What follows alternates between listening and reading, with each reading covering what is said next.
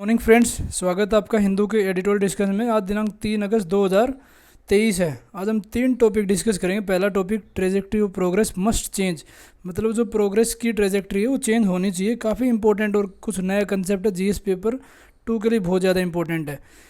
Second topic हमारा, from state visit to more robust state relation, जो India और US के रिलेशन से रिलेटेड आर्टिकल है, ये भी हमारे जीएस पेपर 2 इंटरनेशनल रिलेशन के लिए काफ़ी इंपॉर्टेंट है। Third, coup in the Niger में काफ़ी मतलब डेमोक्रेसी हर्ट हुई है और वहाँ पे मिलिट्री कू होने के चांसेस हैं, तो ये भी काफ़ी इंपॉर्टेंट है जीएस पेपर 2 के लिए। पहला टॉपिक स्टार्ट करते हैं।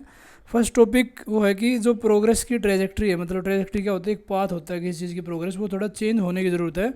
उसी को हम कॉन्टेक्स्ट के साथ में डिस्कस करते हैं कि रिसेंटली क्या हुआ है कि जो G20 अभी समिट इंडिया में हो रहा है, जिसकी थीम है one earth one family one future, उस टाइम पे हमारे जो ऑनरेबल प्राइम मिनिस्टर और पूरे कंट्री के लिए एक बहुत ही अपॉर्चुनिटी बात है। और ये एक जो नेक्स्ट इलेक्शन होने वाले हैं 2024 में, उसके लिए एक फाउंडेशन भी बनाई है करंट प्राइम मिनिस्टर के लिए।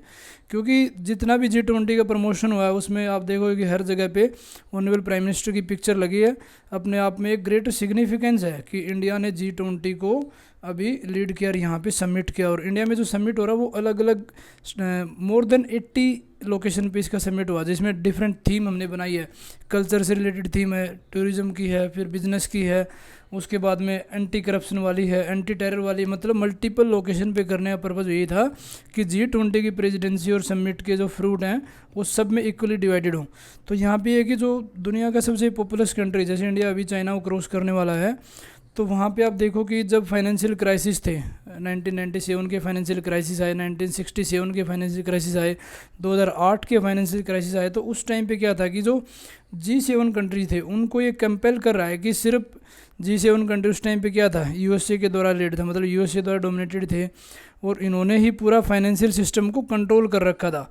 लेकिन G20 में आप देखो कि जब कंट्री इंडिया जैसे, चाइना जैसे, रसिया, ये कंट्री जब उसमें शामिल हो गए, ब्राज़ील हो गया, तो ऑटोमेटिक जो दुनिया की प्रॉब्लम है उसका सॉल्यूशन भी अलग तरीके से हो गया। और G20 की अब अगर बात करें, क्योंकि G20 में भी मल्टीपल डिवाइडेड है, डेवलप वर्सेस डेवलपिंग कंट्री हो गया, नॉर्थ वर्सेस साउथ हो गया, रसिया यूक्रेन वॉर के कारण वेस्टर्न कंट्री और रसिया और चाइना ये अलग घड़े में खड़े हो गए। तो जो भी डेडलॉक यहाँ पे खड़ा हो गया, उसमें यूएसए क्या चाह रहा है कि रसिया और चाइना, क्योंकि ये इसकी ग्लोबल हेजेमनी को चैलेंज कर रहे हैं और ये बाकी मेंबर्स को चाह रहा है कि आप इनके साथ में ट्रेड नहीं करें। हेजेमनी क्या होती है? हेजेमनी होती है किसी पार्टिकुलर स्टेट का वर्चस्व। जैसे 1990s में जब यूएसएसआर का डिसइंटीग्रेशन हो गया था, और मतलब सोवियत रशियन बोलते थे पहले, इसके डिसइंटीग्रेशन के बाद में यूएस से एक सोल पावर बन गया था कि वर्ल्ड में एक सिंगल यूनिपोलर पावर हो गया और उसकी हेजेमनी हर जगह इस्टेब्लिश होगी। मिलिट्री में स्ट्रॉन्ग है, इकोनॉमी में स्ट्रॉन्ग है, इसकी कल्चरल आइडियोलॉजी हर जगह इसने हेजेमनी इस्टेब्लिश कर दी, मतलब सिर्फ यूएसए की तुत्ती बोलेगी हर जगह पे।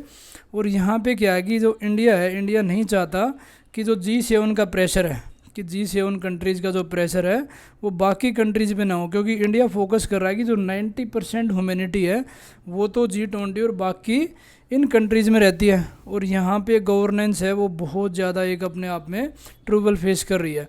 क्योंकि जब ग्लोबल गवर्नेंस क्या होती है कि दुनिया में किसी सिस्टम को रन करने के लिए उसकी शेप अच्छी नहीं होगी तो फिर ठीक नहीं होगा। तो यहीं पे राइटर का फोकस है कि जो ट्रेजेक्ट्री है कि कैसे प्रोग्रेस होनी चाहिए उसको थोड़ा सा चेंज होने की ज़रूरत है, ताकि डेवलपमेंट के फ्रूट हर एक आदमी को मिले, मतलब इंक्लूसिव डेवलपमेंट में यहाँ पे फोकस किया गया। क्योंकि वर्ल्ड को डिफरेंट तरीके से अभी आज के दिन देखो तो डिवाइड हो रखा है, जैसे लड़ाई हो रखी है। आप रशिया यूक्रेन का एग्जांपल दे सकते हो, इंडिया चाइना का, इंडिया पाकिस्तान का, अफ़गानिस्तान की सिचुएशन देखो, अरब कंट्रीज़ में आपस में कितने कंट्री लड़ रहे हैं, ईरान इराक के इशूज़ लगातार हैं, सऊदी अरबिया में देखो, मतलब एक टुमल्टुअस वर्ल्ड ऑर्डर बना हुआ है। उसमें डिफरेंट तरह के वॉर होने, जैसे मिलिट्री वेपन्स का वार देखो कि रशिया यूक्रेन वॉर में हो क्या रहा। आप देखो कि वेस्टर्न कंट्रीज़, नाटो कंट्रीज़ पूरी सपोर्ट कर रहे हैं यूक्रेन को, उस तरफ से रशिया को इनडायरेक्टली चाइना सपोर्ट कर रहा है, बाकी कंट्रीज़ कर रहे हैं। तो अपने आप में एक मिलिट्री वेपन्स के बीच में वॉर है। दूसरा क्या है, फाइनेंशियल और दी ट्रेड वेपन्स क्या है कि किसी कंट्री के ऊपर सैंक्शन लगाना। फॉर एग्जांपल इंडिया को वार्निंग दी थी कि अगर चाबार पोर्ट को हम कंटिन्यू करेंगे और ईरान के साथ में अगर ज़्यादा ट्रेड करेंगे तो हमें सैंक्शन लगा सकते हैं। यूएसए का एक कास्टा है, countering America's adversary through the sanction act. Same हमने S-400 मिसाइल जो हम रशिया से लेने वाले थे, उस टाइम पे भी इसकी वार्निंग दी थी यूएसए ने हमें। तो इस टाइप के ये ट्रेड वेपन भी चल रहे हैं। दूसरा क्या होगा, जब भी जैसे इंडिया चाइना का अभी गलवान में और बाकी लद्दाख वाले एरिया में आपस में कॉन्फ्लिक्ट स्टार्ट हुए, तो हमने इनकी काफ़ी जो चाइनीज़ ऐप थी उनको बंद कर दिया, चाइना ने भी हमारा ट्रेड कम किया, बोल तो अभी तो ट्रेड फिर से वापस हो गया। तो इस टाइप की मतलब फाइनेंशियल, ट्रेड, मिलिट्री, हर तरह के वेपन्स चल रहे हैं वर्ल्ड में। उससे क्या हो रहा है कि जो बहुत ज़्यादा लोग हैं, desperate millions of the people, इनको मतलब एक मौत के घड़े में डाल दिया गया। क्योंकि आप देखो क्रॉस बॉर्डर कॉन्फ्लिक्ट बहुत ज़्यादा हो रहे हैं, कितने लोग माइग्रेंट्स इशू में, थोड़े दिन पहले सीरिया में आपने हालत देखी होगी कि लोग वहाँ से माइग्रेट हो रहे हैं, या म्यांमार में रोहिंग्या इशू का आप एग्जाम्पल ले सकते हो, चाइना के जियांजियांग रीजन का दे सकते हो कि लोग अपनी जान बचाने के लिए बॉर्डर क्रॉस कर रहे हैं, इवन समुद्र तक क्रॉस कर रहे हैं, क्योंकि ताकि उनको बेटर लाइफ और सेफ्टी मिल जाए। दूसरी तरफ क्या है कि कुछ ही जो बिलीनियर लोग हैं वो अपने आप में एक अलग ही स्पेस बनाना चाह रहे हैं। आप देखो कि जितने वेल्दी पीपल हैं, कोविड-19 के बाद तो लोगों की वेल्थ कईयों की इतनी ज़्यादा बढ़ गई, स्पेशल टेक्नोलॉजी और जितने बिजनेसमैन हैं, तो उसके कारण हो क्या रहा है कि एक अलग ही रेस शुरू हो गई। और यहाँ पे राइटर फोकस कर रहा है कि जो ह्यूमैनिटी है ना, वो इस तरह से नहीं चलेगी। ह्यूमैनिटी में क्या होता है कि जब भी जो भी ग्रोथ होगी, इकोनॉमिक प्रोग्रेस होगी, वो इक्विटेबल होनी चाहिए एंड सस्टेनेबल। दोनों वर्ड का क्या मतलब है कि जो भी डेवलपमेंट के फ्रूट हैं वो सब में इक्वली डिवाइडेड होने चाहिए। सस्टेनेबल मतलब लॉन्ग टर्म तक, ये नहीं हो कि सिर्फ आज के दिन इंक्लूसिव डेवलपमेंट हो और वो सस्टेनेबल डेवलपमेंट न हो, सस्टेन न हो लॉन्ग टर्म तक। तो इन दो चीज़ों में फोकस किया गया कि जितने भी ग्रोथ होगी उसको इक्विटेबल होना चाहिए, वो सस्टेनेबल। जितने इकोनमिस्ट हैं, इकोनमिस्ट क्या करते हैं, इकोनमिस्ट हमेशा ट्राई करते हैं कि डाटा और स्टेटिक्स के बेस पे कि पॉवर्टी कम हो रही है, और उसको कैसे डिफाइन करते हैं। जैसे वर्ल्ड बैंक बोलता है कि $1.9 पर डे अगर कमा रहे हो आप, तो आप बिलो पॉवर्टी लाइन से ऊपर हो। उसी तरह कोई डेली कैलोरी के हिसाब से कैलकुलेट करता है, कोई कंट्री की इकोनॉमी या जीडीपी के हिसाब से कैलकुलेट करता है। तो यहाँ पे राइटर फोकस कर रहा है कि ये जो इकोनॉमी दिखा रहे हैं कि पॉवर्टी कम हो रही है, लोगों की इनकम बढ़ रही है, पर कैपिटा इनकम बढ़ गई, बट इनको ये देखना चाहिए कि रियलिटी में क्या हो रहा है, कि जो लोग रियल लाइफ में स्ट्रगल कर रहे हैं, कितने मतलब उनकी लिवलीहुड खतरे में आ रखी है। आप एग्जांपल म्यांमार का ही ले लो कि म्यांमार की फॉर एग्जांपल इकोनॉमी अच्छी है, आप देखो, लेकिन दूसरी तरफ जो रोहिंग्या कम्युनिटी उनकी हालत क्या हो रखी है। सेम बांग्लादेश का देखो, बांग्लादेश की ऑल्दो जो पर कैपिटा इनकम है इंडिया से भी ज़्यादा है, पर वहाँ से सबकी तो लिवलीहुड अच्छी नहीं हुई ना। तो जो लोग रियल में जो प्रॉब्लम फेस कर रहे हैं उनको आपको देखना चाहिए। इकोनॉमिस्ट इस चीज़ को अपने डाटा में, स्टेटिस्टिक्स में शो नहीं कर पा रहे। अब ग्लोबल वार्मिंग का एग्जांपल देखो कि प्लानेट कितना वार्म हो रहा है, कितने एक्सट्रीम ड्रोट आ रहे हैं, एक्सट्रीम फ्लड आ रही है, एक्सट्रीम सिचुएशन होगी कि सी लेवल राइज हो रहा है। तो यही कह रहे हैं कि जो आज के दिन जो कंजेप्टिव मॉडल है, मतलब लोगों ने जो कंजेप्शन पैटर्न बनाया है, उससे जो इकोनॉमिक ग्रोथ हो रही है वो लंबे टाइम तक सस्टेनेबल नहीं होगी। और अगर ज़्यादा इकोनॉमिक ग्रोथ है उससे ये नहीं होगा कि दुनिया की सारी प्रॉब्लम सोल्व हो जाएंगी। फॉर एग्जांपल चाइना एक बहुत ही डेवलपिंग कंट्री, इससे ये तो है नहीं कि सारी दुनिया की प्रॉब्लम खत्म हो जाएंगी, वो सिर्फ कुछ लोगों की प्रॉब्लम सोल्व होगी। इसलिए कह रहा है कि सस्टेनेबल और इक्विटेबल होने की ज़रूरत है ग्रोथ को, तभी सबको फ़ायदा होगा। और इंडिया अभी G20 की जो प्रेजिडेंसी कर रहा है, उसकी हमने थीम देखो कितनी प्यारी रखी है। हमने अपनी जो कल्चर है उससे हमने इसको इंस्पायर होके वसुधैव कुटुंबकम, इसका मतलब होता है कि earth as a whole is our home, उसको ध्यान में रखते हुए बोला कि एक ही धरती है, one earth, one family and one future. मतलब धरती एक ही है जिस पे हमें पूरे वर्ल्ड को एक फैमिली बनाना पड़ेगा, और हमारा सबका फ्यूचर एक ही है, ताकि दुनिया को जोड़ें और जो भी काम हो वो सबके लिए अच्छा हो, मतलब सबका लिवलीहुड हम अच्छा बना सकें। क्योंकि जो सिस्टमिक प्रॉब्लम है उनको सोल्व करने के लिए थोड़े से आइडिया भी नए होने चाहिए। ये आइंस्टीन जो थे फेमस साइंटिस्ट थे, उन्होंने बहुत बड़ी बात कही थी, अगर सेम अप्रोच से आप किसी प्रॉब्लम को सोल्व करोगे, फॉर एग्जांपल पॉवर्टी रिडक्शन है, पॉवर्टी रिडक्शन की अप्रोच हम करें कि सिर्फ इनकम से सोल्व करेंगे, नहीं कर पाएंगे, क्योंकि सिर्फ इनकम नहीं है, जो मल्टी डायमेंशनल पॉवर्टी होती है उसको एड्रेस करना पड़ेगा। वहाँ पे उसको हेल्थ को देखना पड़ेगा, उसके सोशल फैक्टर को देखना पड़ेगा, पॉलिटिकल फैक्टर को देखना पड़ेगा, एजुकेशन सिस्टम को चेंज करना पड़ेगा। तो आइंस्टीन यही कह रहे हैं कि जो सिस्टमिक प्रॉब्लम होती है, जो कोर प्रॉब्लम होती है, उसको सेम अप्रोच से सोल्व नहीं किया जा सकती, उसके लिए अप्रोच चेंज करने की जरूरत है। और यहाँ पे जो यूएन ने SDG sustainable development goal establish किए 2015 में, और इनका अचीव करना 2030 तक। 17 गोल में इन्होंने सब कुछ स्टार्ट किया था, जैसे जीरो हंगर हो गया, नो पॉवर्टी हो गया, life below earth, life above earth, sustainable cities, urban development, collaboration among the countries, peace, security of the ocean, security of the coral reef, मतलब इन्होंने सब कुछ इस तरह से बनाया था कि जब भी इन गोल को अचीव किया जाए कंट्री में तो सबको एक सस्टेनेबल गोल अचीव हो जाएंगे और कंट्री आपस में एक अच्छा लिवलीहुड जी सकेंगे। और यहाँ पे राइटर कह रहे हैं कि टाइम अभी बहुत कम बचा है, क्योंकि जो क्लाइमेट चेंज है वो एक रियलिटी हो गया। क्योंकि रिच कंट्री क्या हो रहा है अभी आप देखो कि UNFCC, United nation framework convention on the climate change, ये 1992 में साइन हुआ था और 2015 में जब COP17 हुआ था उस टाइम पे ये बताया गया था कि डेवलप्ड कंट्री को फाइनेंस और टेक्नोलॉजी दोनों से हेल्प करनी पड़ेगी डेवलपिंग कंट्रीज़ को, ताकि वो क्लाइमेट मिटिगेशन और क्लाइमेट अडेप्टेशन दोनों में एक अच्छा इक्विटेबल सॉल्यूशन प्रोवाइड करें। लेकिन रिच कंट्रीज हैं वो अभी तक एग्री नहीं हुए हैं। COP26, COP27, COP28 तक हो गई और अब तक भी इस चीज़ को फाइनल नहीं किया गया। सेम लॉस एंड डैमेज को फाइनल नहीं किया गया, क्योंकि डेवलप्ड कंट्री ने क्या किया, उस टाइम पे बहुत ज़्यादा कार्बन एमिशन किया, इंडस्ट्रीज़ को डेवलप किया, उसका नुकसान क्या हुआ, डेवलपिंग कंट्रीज़ के बाद कैरिंग कैपेसिटी नहीं है, उनके पास उतने पैसे नहीं है कि वो आज के दिन एकदम से कार्बन न्यूट्रल बन जाएं और अपने इंडस्ट्रीज़ को रिन्यूएबल एनर्जी पे स्विच करें। तो उसमें यही कहना चाह रहे राइटर कि ये चीज़ें बढ़ रही हैं और उसके कारण क्या हो रहा है कि जो एम्प्लॉयमेंट के इशूज़ हैं, आप देखो इंडिया में भी 40 ईयर्स हाई एम्प्लॉयमेंट है, मतलब अनएम्प्लॉयमेंट रेट बहुत ज़्यादा बढ़ रही है। जो SDG गोल हैं 17, वो एक कंबाइंड किया था जिसमें पूरे फैक्टर्स को देखा गया कि एनवायरनमेंट इश्यूज़ को भी हैंडल करना है, सोशल इशू जिसमें जेंडर इक्वालिटी की बात की गई, जेंडर पैरिटी की बात की गई, जिसमें सस्टेनेबल सिटीज़ की बात की गई, इकोनॉमिक प्रॉब्लम मतलब zero hunger, no poverty, environment की बात करो आप, एनवायरनमेंट में life below sea, life above sea, coral reef को बचाना है, पूरे ग्लोबल वार्मिंग को कंट्रोल करना है। मतलब इन जो 17 गोल्स में था इन्होंने कॉम्प्रिहेंसिव अप्रोच की थी कि जो लाइफ के हर एस्पेक्ट को एड्रेस करेगी। लेकिन असमंजस की बात क्या है कि जितने भी प्रॉब्लम थी वो हर एक कंट्री में बराबर नहीं है और हर एक कंट्री में दिखाई नहीं देती। फॉर एग्जांपल एक आइलैंड कंट्री, यहाँ पे एग्जांपल भी बहुत अच्छा दिया है कि जो ओशियंस हैं, अगर ओशियन क्यों क्या हो रहा है कि आइस मेल्ट हो रही है, हिमालय से पोलार से आइस मेल्ट होगी तो सी लेवल राइज होगा, सी लेवल राइज होगा तो क्या होगा, वाटर इंट्रूजन हो जाए लैंड में। तो उस टाइम पे क्या होगा, जो आइलैंड कंट्री हैं उनको डूबने का खतरा ज़्यादा है। आप इंडोनेशिया का एग्जांपल देखो कि इंडोनेशिया अपनी कैपिटल तक शिफ्ट कर रहा है और बाकी कंट्री मालदीव देख लो, उनको दिक्कत आ रही है। तो वो प्रॉब्लम सबके लिए नहीं है, क्योंकि लैंड लॉक कंट्री, उसका समुद्र से क्या डर है, नेपाल को समुद्र से कोई डर नहीं है। उसी तरह कजाकिस्तान का एग्जांपल ले लो, उज्बेकिस्तान का, इनको कोई डर नहीं है। बट जो आइलैंड कंट्री उनके लिए बहुत बड़ी इशू है। दूसरा एनवायरमेंटल प्रॉब्लम की बात देखो कि एनवायरनमेंट की जो प्रॉब्लम वो भी सेम नहीं है। आप एग्जांपल दो कनाडा और बारबाडोस, मतलब कनाडा के लिए एनवायरनमेंट की इशू अलग हैं, बारबाडोस के लिए अलग हैं। क्योंकि और सेम दूसरा भी देखो कि जो डिसेंट वर्क है, मतलब जहाँ पे काम करने के लिए एक अच्छा माहौल हो, जो SDG 8 में दिया गया, वो भी सबके लिए बराबर नहीं है। जैसे इंडिया में लेबर नॉर्म्स की बात करो, हो सकते हैं थोड़े फ्लेक्सिबल हो, USA में, कनाडा में बात करोगे तो वहाँ पे स्ट्रिंजेंट लेबर लोगों की इतने घंटे काम होगा, ये सेफ्टी मेजर्स होंगे। डेवलपिंग कंट्री और डेवलप कंट्री में काफ़ी डिफरेंस मिलता है। और जो ग्लोबल साउथ के हैं उनमें ये चीज़ें थोड़ी सी ज़्यादा ही स्प्रेड हो रखी हैं, क्योंकि उनकी डेवलपिंग इकोनॉमी के कारण उनको उतनी फाइनेंशियल कैपेसिटी नहीं है। तो राइटर ये कहना चाह रहा है कि किसी कंट्री की भी एक जैसी प्रॉब्लम नहीं है, हर एक कंट्री के देखा जाए तो 6 से 7, जो 17 गोल उनमें से 6 से 7 प्रॉब्लम तो हर कंट्री फेस कर रहा है।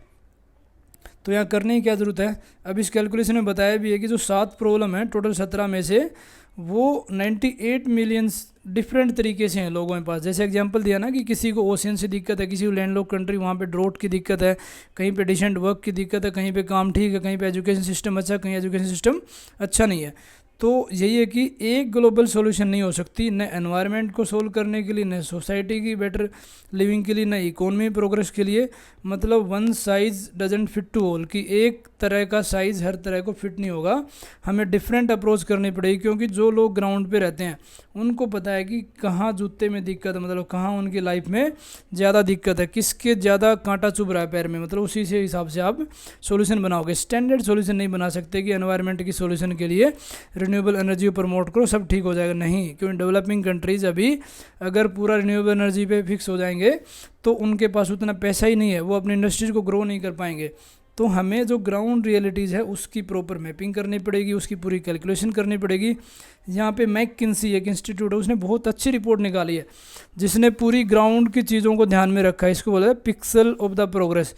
मतलब उन्होंने जो ह्यूमन डेवलपमेंट है वर्ल्ड में उसको इस तरह से डिवाइड किया कि वर्ल्ड को उन्होंने 40,000 माइक्रो रीजन, मतलब जो दुनिया है उसको छोटे छोटे रीजन में बांट दिया और उसके हिसाब से उन्होंने ग्रेनुलर, मतलब एक छोटी छोटी प्रॉब्लम को आइडेंटिफाई करने की कोशिश की है। और इन्होंने काफ़ी एडवांस स्टेटिस्टिकल टेक्निक यूज़ की है। इसमें क्या किया कि जो एक्चुअल प्रोग्रेस हुई है ग्राउंड पे, चाहे वो आप कोई भी फॉर एग्जांपल जेंडर पैरिटी बात करो कि वो जेंडर पैरिटी में कितना अचीवमेंट हुआ, एनवायरनमेंट को हैंडल करने में कितना हुआ, लोगों की लिवलीहुड कैसी हुई, पॉवर्टी रिडक्शन कैसी हुई, उसको इस तरह समझा है वो आपकी जीडीपी नहीं बता सकती। जो ग्रोस डोमेस्टिक प्रोडक्शन है, फॉर एग्जांपल जैसे बांग्लादेश का एग्जांपल दिया मैंने, चाइना का एग्जांपल दिया, जीडीपी ग्रोथ हो सकता है आपकी बहुत अच्छी होगी, लेकिन फिर भी उसको यहाँ पे कंपेयर नहीं कर सकती ग्राउंड पे कितनी ज़्यादा दिक्कत है। उन्होंने इस टाइप की यार्डस्टिक बनाई कि जो लाइफ एक्सपेक्टेंसी, मतलब कितने साल आप जी सकते हो और अच्छे से जी सकते हो, और इनकम, आपकी इनकम क्या है, उसको कंपेयर किया कि लोगों का जीने का हालचाल कैसा है, मतलब well being of the people को साथ में लिया इन रीजन में। कि लाइफ एक्सपेक्टेंसी ऐसा है कि आप मान लो 80 साल तक जीते हो, किसी कंट्री में 90 ईयर्स तक जीते हो, कभी 100, या किसी में आप 40 50, ट्राइबल में तो बहुत ज़्यादा बुरी हालत है। इनकम की बात करो, पर कैपिटा इनकम कितनी है आपकी, कैपेसिटी कितनी है आपकी, इकोनॉमी कैसी है, उसको जोड़ा गया well being of the people की, लोगों का हैप्पीनेस इंडेक्स कितना है। जैसे हैप्पीनेस इंडेक्स में भूटान हमेशा टॉप रहता है। ऊपर स्कैंडिनेवियन कंट्रीज़ हैं वो उनका HDI ह्यूमन डेवलपमेंट इंडेक्स बहुत अच्छा रहता है।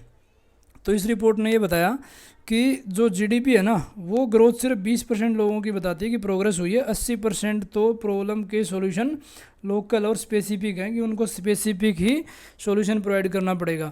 क्योंकि आज के दिन जो थ्योरी अप्लाई हो रही है लोगों की लाइफ बेटर करने के लिए, वो टॉप डाउन है कि ऊपर से नीचे तक देखा जाता है कि हाँ यहाँ से उसको इम्प्लीमेंट करें, लेकिन ज़रूरत कहाँ से है, डाउन टू टॉप। मतलब सबका साथ सबका विकास जो बात करते हैं उसमें हमेशा डाउन टू टॉप तभी होगी, क्योंकि टॉप डाउन अप्रोच अपने आप में कंसेप्चुअली ही ठीक नहीं है, मतलब राइटर ये कह रहा है। दूसरा क्या हो रहा है कि ये मैटर करता ही नहीं कि कितने एक्सपर्ट बैठे हैं इस सिस्टम को चलाने के लिए, कौन मैनेज कर रहा है, कौन चीज़ों को समझ रहा है। मेन ये है कि जो कॉम्प्लेक्स सिस्टमिक प्रॉब्लम, जो सिस्टम में ही प्रॉब्लम है, उसमें ये देखना पड़ेगा कि जो लोकल सिस्टम है, लोकल सॉल्यूशन है, वही ज़रूरत है। और वो कैसे होंगे, वो हमेशा कोऑपरेशन से, कोऑर्डिनेशन से, जब वहाँ की लोकल कम्युनिटीज़ को साथ में लिया जाएगा। आप देखो कि जब लोकल कम्युनिटी साथ में देती है तो उसमें सॉल्यूशन मिलते हैं, हमारी इकोनॉमी अच्छी हो जाती है, एनवायरनमेंट अच्छा होगा, social issues, for example women के इशूज़ की बात करेंगे, हरियाणा का एग्जांपल ले लो। आपको लोकल समझना पड़ेगा कि वहाँ पे पैट्रियार्की है, वहाँ पे वीमेन का एजुकेशन लेवल ऑल्दो इम्प्रूव हो गया, पर फिर भी थोड़ा सा जेंडर इस टाइप में स्टीरियोटाइप इशूज़ हैं। सेम एग्जांपल आप केरला का देखो, केरला में एक साइड से देखो तो बहुत एजुकेटेड हैं, पर फिर भी सबरीमाला टेम्पल में वहाँ पे विमेन की एंट्री नहीं है। तो जब तक सोशल इशूज़ को आप सोल्व नहीं करोगे तो आप कैसे उनकी इकोनॉमी इंप्रूव करोगे। सेकंड आप देखो एनवायरनमेंट की, कि जो ट्राइबल पीपल हैं उनको अगर आप इंक्लूड नहीं करोगे जंगल को या बाकी जो हैबिटाट है उसको प्रिजर्व करने में, तो कैसे आप एनवायरनमेंट को बचा सकते हो। इकोनॉमी में आप देखो, इकोनॉमी जैसे नेशनल फूड सिक्योरिटी एक्ट है, अगर इसका डाटा ठीक से नहीं होगा, लोगों को ठीक तरह से सोशियो इकोनॉमिक कास्ट सेंसस के द्वारा आइडेंटिफाई नहीं किया गया, तो कैसे आप उनकी इकोनॉमी इंप्रूव करोगे। इंडिया ने बहुत अच्छा कंसेप्ट दिया थोड़े दिन पहले, life style for the sustainable development, life style for environment, मतलब कि आप डे टू डे लाइफ अपनी चेंज करो। फॉर एग्जांपल महात्मा गांधी से आप सीख सकते हो कि वो अपना खुद का कमरा खुद साफ करते थे और कभी भी कचरा गली में नहीं फेंकते थे। मतलब जो आज के दिन स्वच्छ भारत की आप बात कर सकते हो, वो आदमी की डे टू डे लाइफ में उसको अपनाना पड़ेगा। सेकंड क्या कर सकते हो, पेड़ लगाना एक अपने आप में एक अच्छी हैबिट है, मतलब आपकी लाइफस्टाइल चेंज करो। थर्ड क्या होगा कि आप वही चीज़ें यूज करोगे जो सस्टेनेबल डेवलपमेंट की तरफ फोकस कर रहे हो, एनर्जी इंटेंसिव, मतलब आपका जो बिहेवियर है वो चेंज करो ताकि आपका सस्टेनेबल डेवलपमेंट अचीव कर सको। और यही हमारे G20 हमने फोकस किया। तो इसमें क्या है कि जो पूरा कोहेरेंट एक्शन होना चाहिए सभी स्टेक होल्डर का। स्टेक होल्डर में कौन आ गए, नॉर्मल इंडिविजुअल आ गए, सिविल सोसाइटी आ गई, गवर्नमेंट आ गई, म्यूनिसिपैलिटीज़ आ गई, टेक्नीशियन आ गए, पूरे जितने बिजनेसमैन हैं सारे स्टेक होल्डर्स को साथ में रखने की ज़रूरत है ताकि अक्रॉस द सोसाइटी हम चीज़ों को सोल्व कर सकें। और इसमें लाइफ का एक प्रिंसिपल भी यहाँ पे बताया, लाइफ वाला जो हमने इनिशिएटिव लिया है कि वर्ल्ड के जो लीडर्स हैं उनको इस चीज़ को समझना पड़ेगा कि लोकल कम्युनिटीज़ का रोल बहुत ज़्यादा है इन चीज़ों को सोल्व करने के लिए। जब तक हम लोकल, रीजनल और ट्रेडिशनल नॉलेज को यूज़ नहीं करेंगे तो हमारा सस्टेनेबल लाइफस्टाइल नहीं होगी।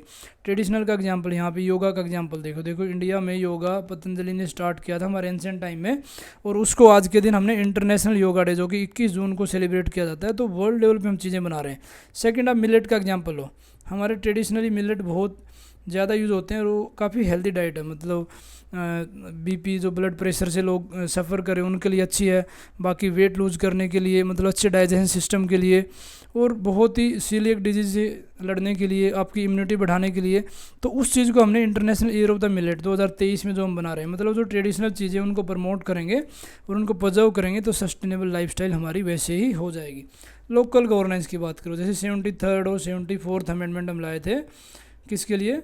जो हमारी पंचायत और म्यूनिसिपैलिटी थी उनको कॉन्स्टिट्यूशन स्टेटस दिया था। मतलब लोकल गवर्नेंस जितनी ज़्यादा होगी उतना ही लोगों के पास में एक अच्छी डेमोक्रेसी हुई, क्योंकि डेमोक्रेसी का मतलब यही है कि of the people, for the people and by the people.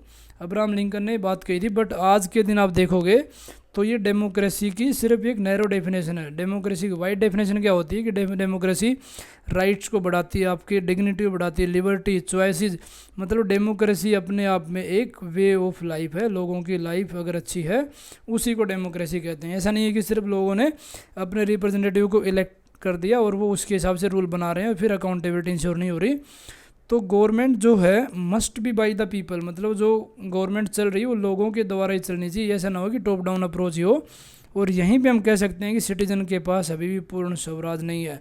पूर्ण स्वराज की हिस्ट्री क्या है कि 1930 में पंडित नेहरू ने नारा दिया था कि हमें पूर्ण स्वराज चाहिए, मतलब कि लोकल लेवल पे लोगों को पूरी पावर होनी चाहिए हमारे ऊपर, बाकियों को कोई अधिकार ना हो। और पूर्ण स्वराज है या गांधी का जो स्वराज का कंसेप्ट है उसमें यही बताया कि इंडिविजुअल लेवल पे, कल्चर लेवल पे, गवर्नेंस लेवल पे, इकोनॉमी लेवल पे स्वराज मतलब फ्री फ्रॉम एनी बाउंडेशन।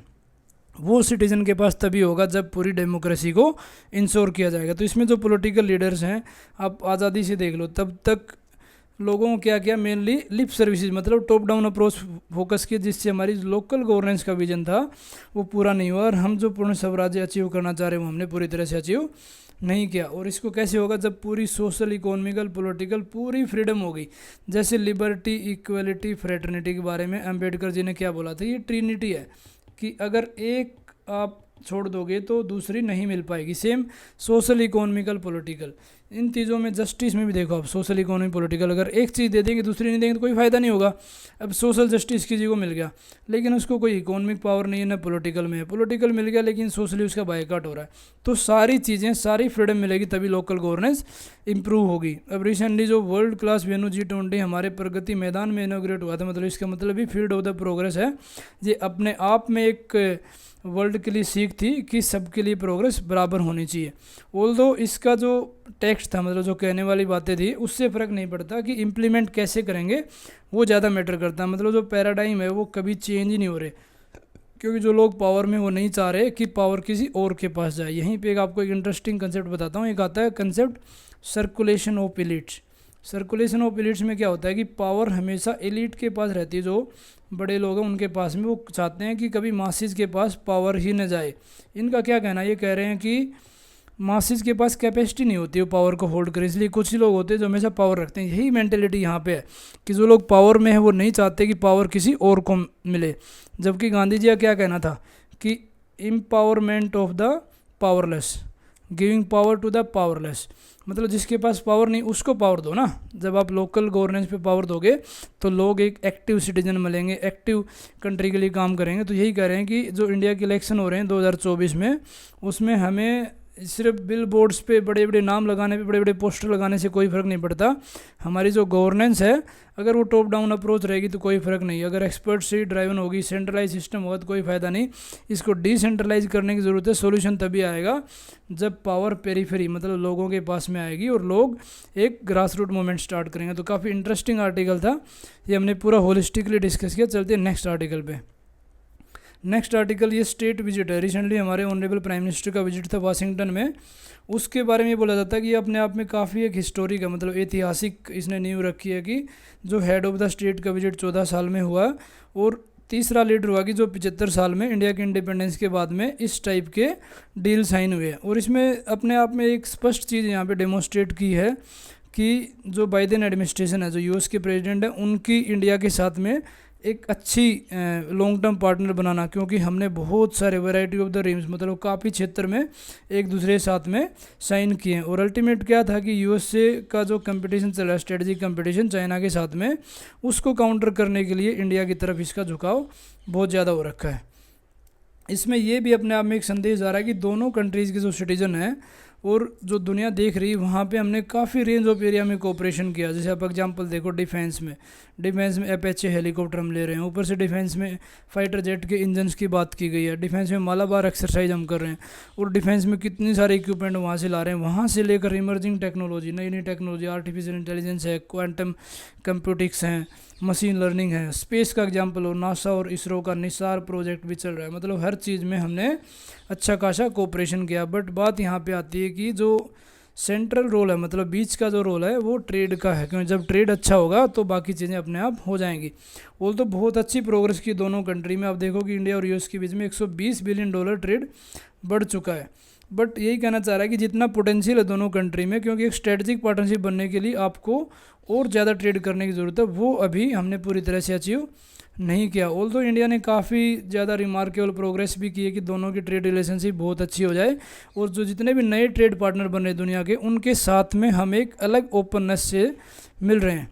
अब देखो कि इंडिया ने जितनी भी कमिटमेंट बनाई है कि लॉन्ग स्टैंडिंग पोजीशन है कि हम अपनी पॉलिसीज़ को वैसे बनाएं कि डोमेस्टिक मैन्युफैक्चरिंग हमारी अच्छी हो, वैल्यू चेन का सिस्टम अच्छा हो इंडिया, और हम बाहर से डिपेंडेंस हमारी कम हो, क्योंकि हम आत्मनिर्भर भारत के ऊपर फोकस कर रहे हैं। हमने हमारा ईज ऑफ डूइंग बिजनेस में बहुत अच्छी प्रोग्रेस की है, ऑल्दो अभी वर्ल्ड बैंक ने इसको डिसकंटिन्यू कर दिया, बट हमने अपना लोकल डूइंग बिजनेस लगा दिया, जो नीति आयोग के द्वारा रिलीज़ किया जाता है।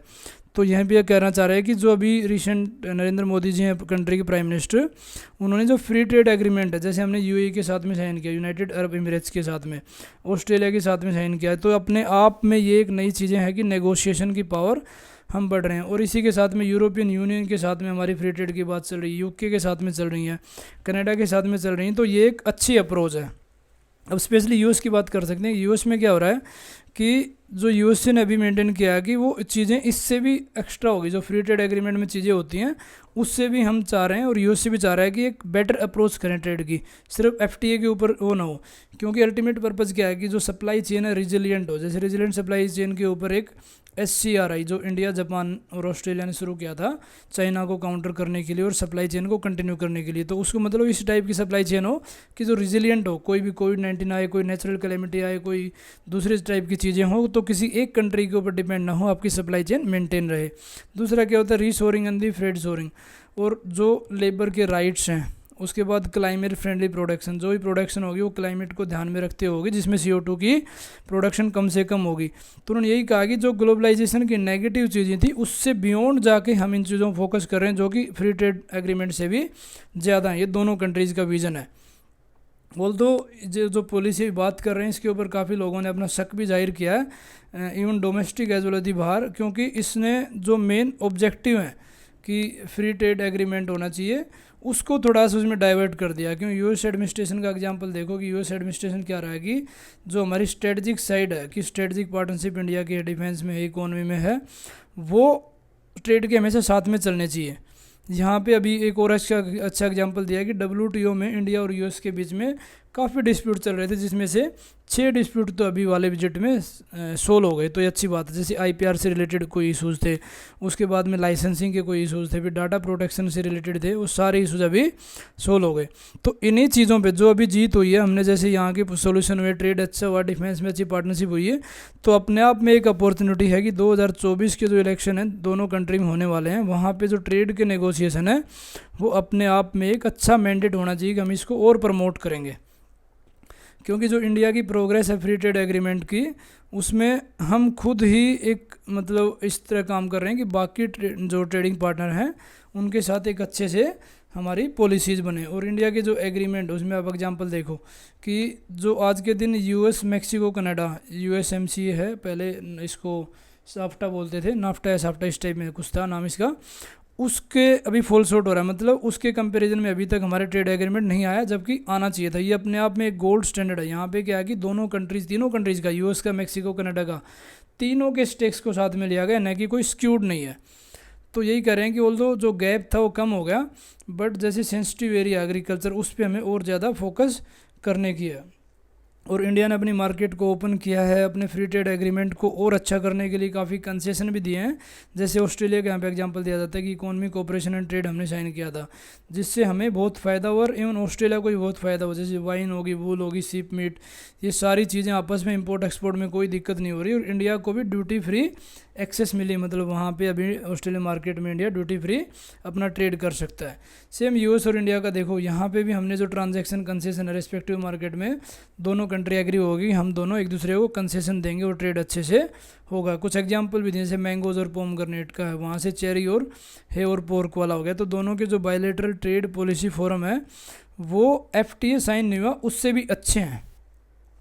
तो एफटीए में क्या मतलब है? एफटीए क्या है कि जब एफटीए का नेगोशिएशन कंटिन्यू चले तो हमें जो एग्रीमेंट है स्पेशली एग्रीकल्चर सेक्टर, और एग्रीकल्चर सेक्टर को एक सेंटर पॉइंट रखना पड़ेगा, और उसके अलावा जो बाकी रेंज ऑफ द ट्रेड है, गुड्स एंड सर्विस में है, higher level of the investment करनी दोनों कंट्री में, इसको भी ज़्यादा प्रमोट करने की है। तो आज का जो विजिट था, अभी जो रिसेंट विजिट था ऑनरेबल प्राइम मिनिस्टर का, वो तो अपने आप में एक स्टार्टिंग पॉइंट था। हमें मोर एम्बिशियस ट्रेड के टारगेट रखने की ज़रूरत है ताकि दोनों कंट्री में ट्रेड अच्छा हो। यूएस और इंडिया के ट्रेड नेगोशिएशन की बात करो कि कितने चाहे छोटे हों या उनका रिजल्ट अभी पूरी तरह आया नहीं, क्योंकि पूरा रिजल्ट तब आएगा जब चीज़ें ठीक तरह से इम्प्लीट हो। बट जो ट्रेड रिलेशनशिप है वो अपने आप में डिजर्व करती है कि इसको और ज़्यादा अटेंशन हो, दोनों कंट्रीज़ का एक अच्छा मैंडेट हो ड्यूरिंग इलेक्शन, ताकि दोनों के रिश्ते अच्छे हों। अब इसमें टारगेट भी बात की गई, 500-600 बिलियन डॉलर की बात की 2030 तक। ये तभी अटेन किया जा सकता है, अचीव किया जा सकता है, दोनों कंट्री की टर्म्स एंड कंडीशन अच्छे हों। यहाँ पे यही कह रहे हैं कि दोनों कंट्री की जो दोस्ती है उसमें आसमान ही अपने आप में एक लिमिट है। तो बहुत अच्छा आर्टिकल था, हमने पूरा होलिस्टिकली डिस्कस किया। चलते हैं next coup in the Niger. Niger एक अपने आप में काफ़ी अनस्टेबल कंट्री था, लेकिन इसमें डेमोक्रेसी आ गई थी, लेकिन फिर से मिलिट्री कू स्टार्ट हो गया। तो ये अपने आप में बहुत ही एक दुखदायक खबर है। तो फ्रांस और यूएस के ऊपर आर्टिकल है कि इन दोनों को आपस में बात करनी चाहिए कि यहाँ पे डेमोक्रेसी को रिस्टोर किया जाए। हुआ क्या है वहाँ पे? हुआ ये है कि जो नाइजर के प्रेसिडेंट है मोहम्मद बेजूम, इनको भगाने की कोशिश की जा रही ताकि वहाँ पे पॉलिटिकल स्टेबिलिटी को इंस्टेबल किया जाए, क्योंकि अभी नई नई डेमोक्रेसी बनी थी, स्पेशली क्योंकि वहाँ पे इस्लामिक इंसर्जेंसी बहुत ज़्यादा है साहिल रीजन में। साहिल रीजन क्या है? जो अफ्रीका में नदन पार्ट है उसको साहिल रीजन बोलते हैं, कि वहाँ पे ओबियसली काफ़ी मतलब क्लाइमेटिक कंडीशन भी ठीक नहीं है, बारिश भी कम होती है, डेजर्ट एरिया है, तो फिर भी एक इस्लामिक इंसर्जेंसी के कारण यहाँ की डेमोक्रेसी को बहुत ज़्यादा खतरा है। अब हुआ क्या, जो मिस्टर बाजोम वहाँ के प्रेसिडेंट, वो 2021 में प्रेसिडेंट बने थे, उन्होंने काफ़ी पीसफुल डेमोक्रेटिक ट्रांजिशन किया था, क्योंकि इसकी इंडिपेंडेंस तो 1960 में हो गई थी, उससे पहले फ्रांस के अंडर में था, बट अपने आप में एक डेमोक्रेटिक ऑर्डर इस्टेब्लिश किया था। लेकिन आज के दिन देखोगे तो बहुत ज़्यादा वहाँ पे टुमुल्टुअस सिचुएशन क्रिएट हो गई है। उसने अच्छी खासी सिक्योरिटी पार्टनरशिप की थी उस टाइम पे यूएस के साथ में और फ्रांस के साथ में, क्योंकि यूएस से और फ्रांस के ट्रूप्स भी यहाँ पे नाइजर में हैं, जो नाइजर के लोगों को और मिलिट्री को ट्रेंड करते हैं। बट हो क्या रहा है कि अब जो मिस्टर बुझा उसके ऊपर इतना प्रेशर डाला जा रहा है कि जो लोगों की एक्सपेक्टेशन थी उसको आप मीट नहीं कर रहे हो, क्योंकि जो मिलिट्री के कुछ सेक्शन वो कह रहे हैं कि बहुत ज़्यादा, एक तो फ्रांस और यूएस का इंटरफेरेंस हो रहा है, दूसरा क्या हो रहा है कि इंसर्जेंसी सदर्न पार्ट में बहुत ज़्यादा फैल गई है, तो उसको हैंडल करने के लिए मिलिट्री ने इसके अगेंस्ट में कू स्टार्ट कर दिया। ऑल्दो प्रेसिडेंट ने बहुत ज़्यादा स्टेप भी लिए थे कि ये कू ना हो, क्योंकि मिलिट्री के इन्फ्लुएंस को कम करने के लिए उसने कुछ जो जनरल थे उनको फोर्सफुली रिटायरमेंट भी कर दिया, कुछ को बाहर भेज दिया, कुछ के जो पर्क्स और प्रिविलेज थे उनको कम कर दिया, इवन प्रेसिडेंशियल जो गार्ड है उसके पर्क्स एंड प्रिविलेज कम किए थे। और यही एक ऐसा ग्रुप है जिसने कू स्टार्ट किया है। और लोग क्या कर रहे हैं, लोग भी इससे दुखी हो गए कि एडमिनिस्ट्रेशन ठीक नहीं चल रहा, जिहादी अटैक ज़्यादा हो रहे हैं, इस्लामिक फंडामेंटलिज्म बहुत ज़्यादा बढ़ गया, लोगों की कॉस्ट ऑफ लिविंग है वो खतरे में आ गई, मतलब सोशल इकोनॉमिक पॉलिटिकल सारी कंडीशन यहाँ पे ख़राब हो गई। जो प्रेसिडेंशियल गार्ड है उसने इन चीज़ों को, जो पब्लिक के जो दुख दर्द हैं उनको एक्सप्लॉइट किया और यहाँ पे प्रेसिडेंट को आउस्ट करने की पूरी कोशिश की, जिससे क्या हुआ कि पूरी सिक्योरिटी सिचुएशन बहुत ज़्यादा डिटेरियोरेट हो रही थी। उन्होंने बताया कि पूरी इकोनॉमी बैड है, सोशल सिचुएशन ख़राब है, गवर्नेंस ठीक नहीं है और आप सिक्योरिटी को नहीं संभाल पा रहे, उसी का बहाना लेते हुए यहाँ पे कू स्टार्ट कर दिया। तो यूएस और फ्रांस को अब देखना चाहिए कि जो नाइजर है, जो काफ़ी बड़ा कंट्री है वेस्ट अफ्रीका में, वही एक ऐसा था जो इस्लामिक इंसर्जेंसी को कंटेन कर रहा था, मतलब इसके अगेंस्ट में फाइट कर रहा था। अलकायदा का आप एग्जाम्पल दो, इस्लामिक स्टेट ISIS जो था, और बाकी जो जिहादी ग्रुप है वो साहिल रीजन में बहुत ज़्यादा पनप रहे थे। क्यों? इसका कारण क्या है कि जहाँ भी गरीबी ज़्यादा होगी, जैसे गांधी ने बोला ना, poverty is the worst form of the violence, तो उन लोगों को एक्सप्लॉइट करना आसान हो जाता है। बुर्किना फासो का, माली का, इनका एग्जाम्पल देखो, यहाँ पर ये ग्रुप बहुत ज़्यादा एक्टिव हैं। तो क्योंकि बुर्किना फासो में आप देखो कि 2021 में ही कू हो गया था, 21 और 22 में, जो एक पुटसिस्ट एक था, इन्होंने जो UN पीस कीपर वहाँ पे भेजे थे, फ्रेंच के ट्रूप्स थे, उनको भी बाहर भगा दिया। और इनका काफ़ी क्लोज सिक्योरिटी एग्रीमेंट हो गया था वैगनर के साथ में। वैगनर क्या है? एक रसिया सपोर्टेड एक ग्रुप है, जो कि रसिया की अपने आप में एक मिलिट्री कंपनी है, उसने बहुत ज़्यादा यहाँ पे सपोर्ट किया है। तो पूरी चीज़ यह होगी कि जो रशियन फ्लैग्स वहाँ पे हो रहे हैं और जो फ्रेंच के ट्रूप्स को बाहर भेजने की बात चल रही है, उसके कारण ये कू स्टार्ट हो गया। अब ये फ्रेंच की जो प्रेजेंस ज़्यादा हो गई, उसके बाद में जो वेस्ट फाइट कर रहा है टेररिज्म के अगेंस्ट में, अलकायदा के अगेंस्ट में, ISI के अगेंस्ट में, वो दिख रहे हैं कि वो कमज़ोर पड़ गई। यहाँ की जो मिलिट्री है और जो लोग हैं वो कह रहे हैं कि नहीं, ये ठीक नहीं हो रहा है, बाहर की कंट्रियों को यहाँ पे इंटरफेरेंस नहीं होना चाहिए। और कुछ जो जनरल हैं जो अपने आप में पावर हथियाना चाह रहे हैं यहाँ पे, उन्होंने डेमोक्रेटिक प्रैक्टिसेस को डिसरिगार्ड कर दिया। सेम म्यांमार वाला एग्जांपल हो रहा है। म्यांमार में डेमोक्रेसी के अगेंस्ट में मिलिट्री जो रिजीम है, मिलिट्री जुनता है, उन्होंने पावर अपने आप में हथिया ली। और सेम सिचुएशन नाइजर में भी हो रही है, क्योंकि वो खुद पावर वहाँ पे हथियाना चाह रहे हैं। तो जो फ्रांस है और इकोनॉमिक कम्युनिटी है वेस्ट अफ्रीकन की, उनको अपने आप में उन्होंने एक अल्टीमेटम भी दिया है कि जो पुटसिस्ट है उसको, कि इसको प्रेसिडेंट बुजुम को रिस्टोर किया जाए और ये कू यहाँ पे बंद किया जाए। बट जो मिलिट्री इंटरवेंशन अगर किया जाएगा USA फ्रांस के द्वारा, उससे क्या होगा, यहाँ की इकोनॉमी सोशल फैक्टर बहुत ज़्यादा डिस्टेबलाइज हो जाएंगे और इंसर्जेंसी के बढ़ने के चांस ज़्यादा हो जाएंगे। तो यहाँ पे US और फ्रांस को एक अच्छा स्टेप लेने की ज़रूरत है और एक आपस में बहुत ही अमीकेबल, मतलब प्यार से, दोस्ती से सुलझाया जाए, जनरल्स और प्रेसिडेंसी के बीच में बात की जाए, डिस्प्यूट को सोल्व किया जाए और रिस्टोरेशन ऑफ डेमोक्रेसी को इंश्योर किया जाए। डेमोक्रेसी बहुत ही इंपॉर्टेंट है। जहाँ पे डेमोक्रेसी डिस्टेबलाइज हुई, कंट्री के लोगों की freedom of the speech and expression, उनके लाइफस्टाइल, उनके right to privacy, right to health, जितने राइट हों सारे वहाँ पे हैम्पर हो जाते हैं, डिक्टेटरशिप स्टार्ट हो जाती है। तो ये पूरे तीनों आर्टिकल हमने ठीक से डिस्कस किए। Thank you for watching.